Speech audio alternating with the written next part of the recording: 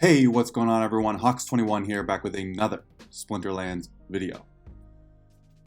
So I have 3 quick battles for you, and I want to show off a card I've talked about before. I don't know if I've talked about this card in a while, but I still think it's one of the most slept on, the most underrated cards in the game. Specifically for smaller and mid-mana type matches. I think you can put out some really fun plays with this card. And it can win you matches you generally have no business winning. The reason why I decided to make this video now and not at any previous point is because these strategies have gotten even better with the martyr cards. And all of these 3 battles I'm about to show you are going to have to deal with martyr and how it can sort of enhance this strategy. So I used to run this a lot with Kitty and Efreet Elder, which, if you're still wondering, this is the card I'm focusing on. This would get to the front, it gets really fast, last stand, would have phase, would be really hard to hit, and then the Kitty would heal it up, and it would be doing 5 magic damage. Well, I don't have a fully leveled up Kitty anymore, as you guys know. Well, you can run a version of this with Yasik. The speed will be the same, obviously you don't get the heal, but using Martyr, you can make it so it's very difficult to hit this card. Let's get into it. So first 2 battles are actually low, kind of similar battles, but just shows some of the power here in this mid-mana context. You know, Martyr with Last Stand monsters is such just like an amazing combination. So I was pretty confident that because of the blast and the opportunity, I knew where they were going to go. Potentially they could have did some sneak, but that's why I put the martyr back there next to the Efreet Elder and not sort of, I could have gone martyr, Efreet, and then Fiend, but I did the opposite because if they did go sneak, I knew he'd have some resiliency and I wanted the martyr to be next to the Elder. So we're going to see the Elder. We'll get rid of one of their backline monsters. Ultimately, it doesn't really matter. Okay, here's where it gets fun. So also, another thing I forgot to mention, it's enraged. So he's about to get martyred, which is going to increase his speed, his magic, and his health. He's going to be enraged, which is going to increase his speed even more. And he's going to hit Last Stand. So he's going to have an absurd amount of speed. And even with a 7 speed, this card has True Strike, which, causes a problem, obviously.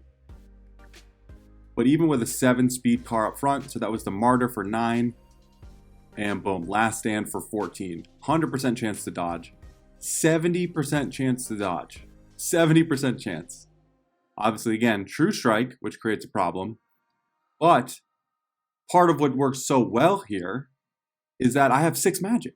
So I'm able to 1-shot the Bandit, 2-shot the Tidebiter.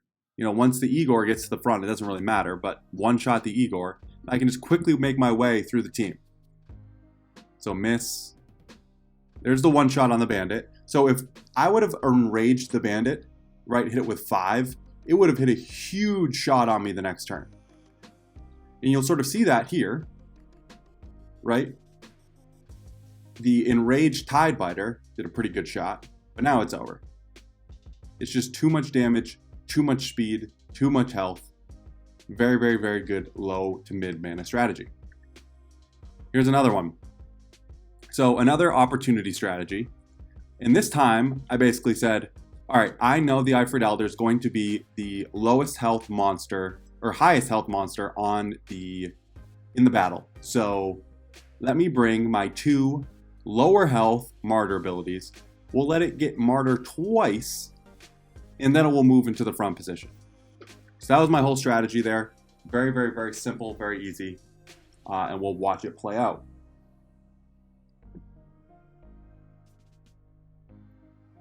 Again, it's kind of a scary strategy to run because, as you can see, a lot of times your opponent's going to have all of their monsters. All right, so now we get the Martyr, and then we're going to Last Stand.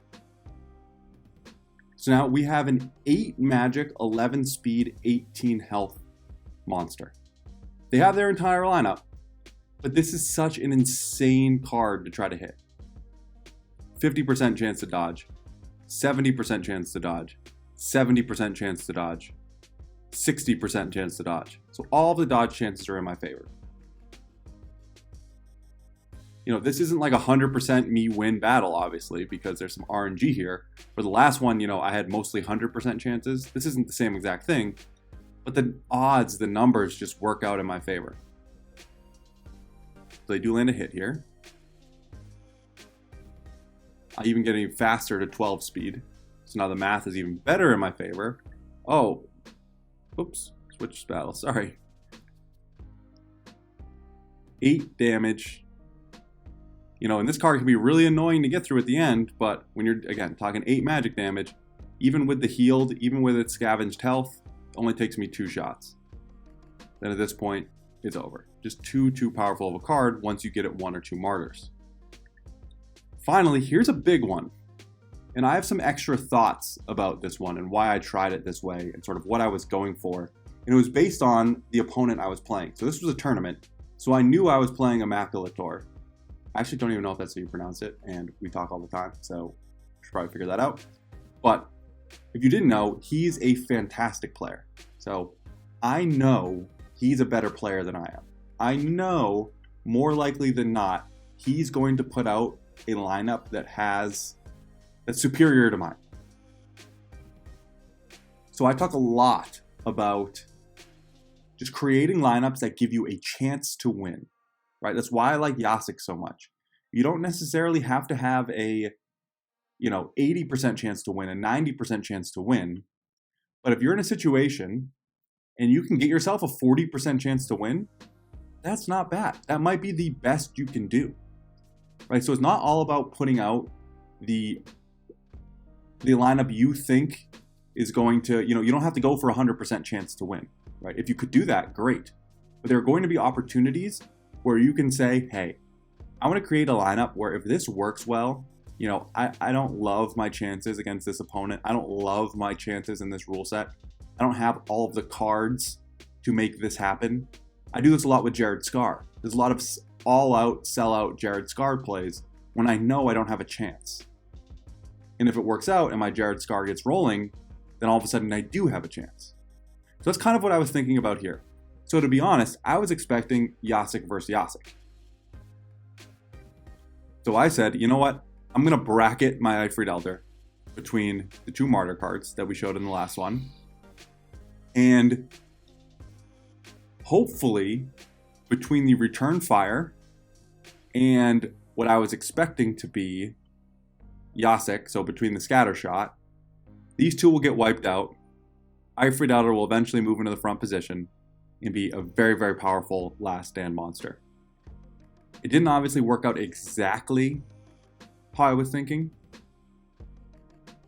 but it worked out, and you'll see. But I think the idea of giving yourself a chance, putting out a lineup that, maybe wins 30% of the time, but if the stuff goes right, you're definitely going to win. I think there's value in that.